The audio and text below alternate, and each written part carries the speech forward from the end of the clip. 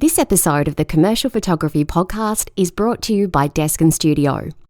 In today's episode of the Commercial Photography Podcast, I'm so excited to be talking to Lucy Alcorn. I've been stalking her Instagram for a long time now. She's making huge waves in the beauty photography world.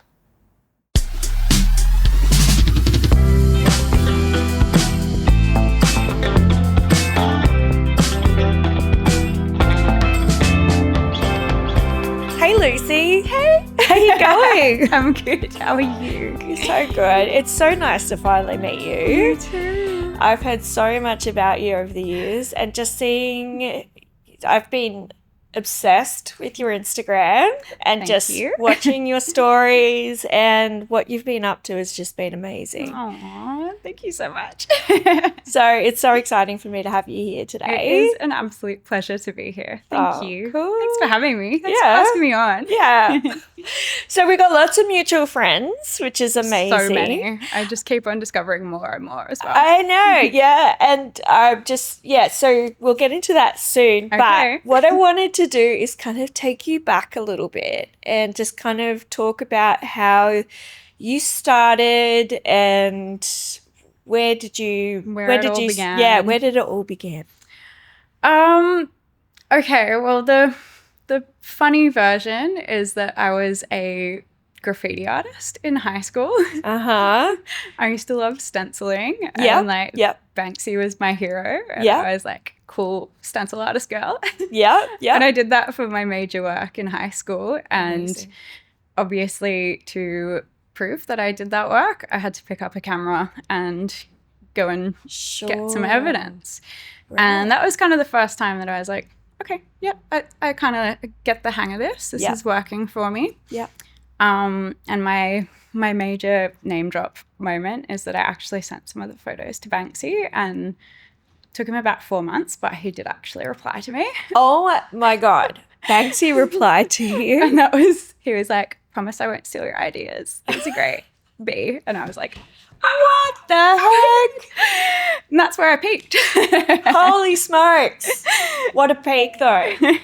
But I love that he just signed it B. B. Yeah. I was Just like, like- that's real. I'm going to just start signing my emails L. Yes, I love this. Beep. Oh, how amazing. Yeah. Oh, what a So start. That gave me a big confidence boost. I was like, So amazing. and then from there, I went and studied photo media at COFA.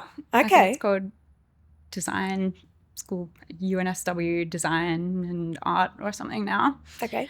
I probably wouldn't have done that again.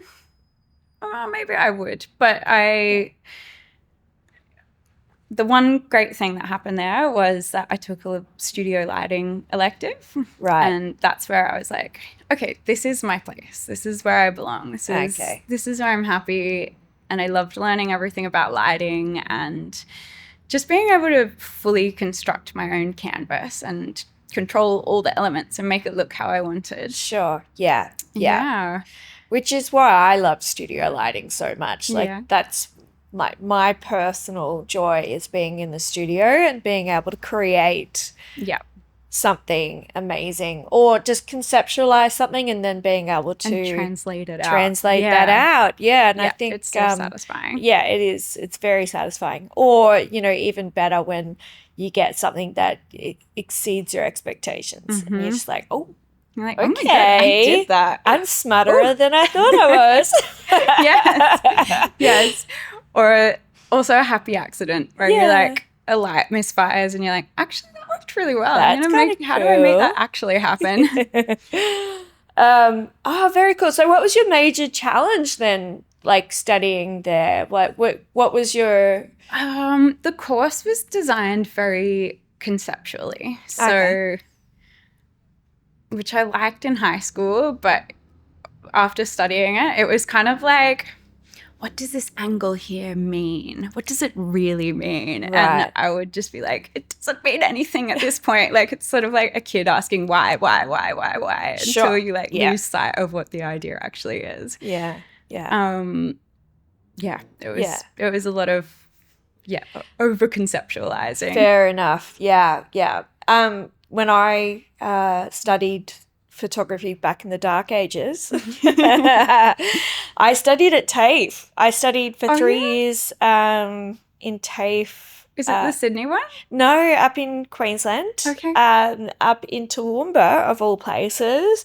And I had amazing lecturers that just, and I think the beauty of studying that way is that we could, it was very vocational. So it was very practical. You know, this is what you do. Experience. Yeah, very XYZ. This is the science behind the light, and you know, everything to how to run a business, which I thought was so we got none of that. Quite amazing. That's great.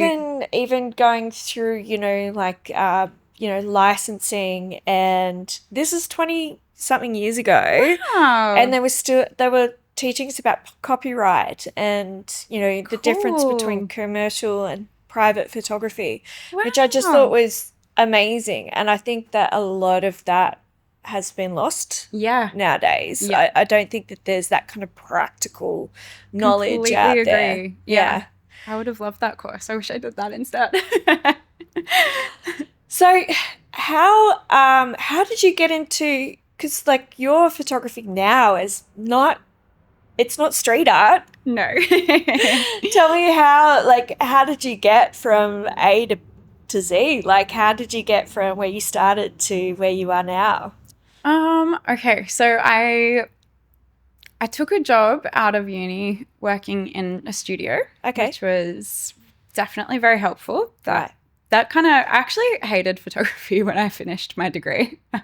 All the conceptual stuff, I was like, no, it's not for me. Yeah. Then I got a job in a studio and it reignited the passion. And I started just shooting anything and everything that I could. I feel like this is common for a lot of photographers. It's like, I did real estate, I did events, I did weddings.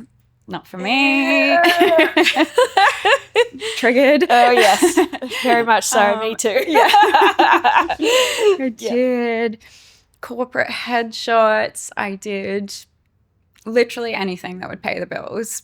And they didn't pay the bills very well. But I just took it all on.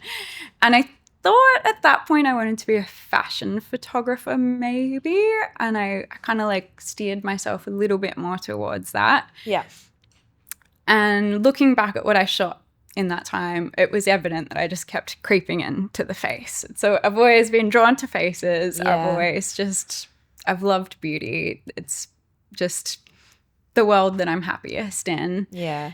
And I guess over time I've just kind of steered the ship more in that direction, and it's led to more and more of exciting, beautiful things. I think when you're passionate about something and it ignites something in you, I think other people can pick up on that, and they're like, I like that style, I like that vibe that person is giving, so we're going to get more of that, you know? Yeah.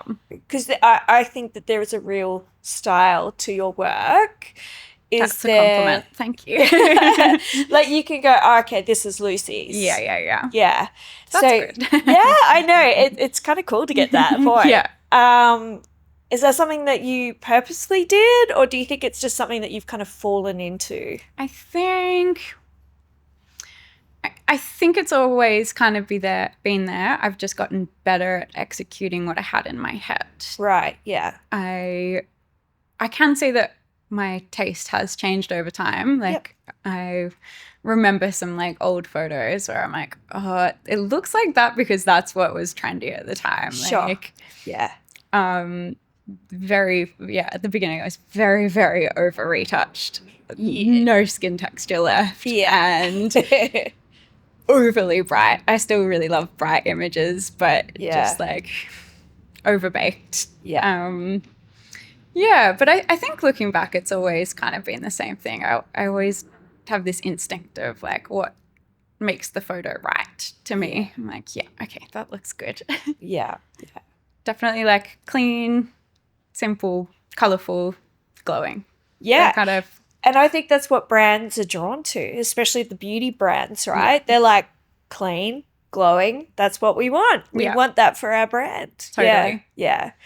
So what's been like a huge pinch me moment in your career? Oh my God, just literally so many, to be honest. I have to start like writing a new goals list because I'm like, how is this all happening? Like, that's amazing. Oh my goodness. Big one is definitely walking around through Sydney CBD and not running into just one piece of my work, but like running into many different pieces in many different stores. It's just the craziest feeling. Yeah. I feel so fucking lucky. Can I swear? Yeah, you can swear. Great. I feel so fucking lucky. Yeah, that's awesome. Yeah. Yeah, and I think also seeing your work in print. Yeah. It's just mind-blowing, right? Seeing it in real life. Yeah. Like, I made that. Yeah, that's so good. That's so good. What's been like a brand that you have really just gone, oh my God, I cannot believe that I've just shot for that brand? Estee Lauder was the big one. Yeah. That they're like the third biggest beauty brand in the world. And what I shot was probably a little like tiny slice of what they actually have got going on. But just being able to say that I shot for Estee Lauder is crazy. Yeah. Crazy. That's pretty amazing. Yeah. Pretty fucking cool. Very special. So you've worked with a couple of good friends of mine as makeup artists. So the beautiful Anna Costa, I have to give her a little shout out. She is just the amazing. Most gorgeous. So gorgeous. And heart of gold. Yeah. Genuinely. Yeah, And Susan Lillian. Also heart of gold. Yes. Bundle I know. of joy. I think, how important is it to have such good people on set? Yeah. Right? It changes. Your crew is truly everything. Yeah. I think it even changes your work sometimes. Mm-hmm. Definitely. So somebody can be technically fantastic. Absolutely. But if they've got a shitty attitude, then it just brings the whole vibe. Absolutely. Down. Yeah. I really learnt that assisting on a shoot when I was younger. I will not be naming any names, but I was really shocked. Like, this photographer was so technically perfect and like created some of my favorite work. Yeah. But when I went and hung out with them on set, they were just really sad and sour and not really giving anything to the models. And they looked stressed and confused and like didn't know what the photographer wanted. And I remember thinking, okay, I'm not gonna shoot like that. I'm gonna make sure I'm being nice to my models and to the team. Yeah.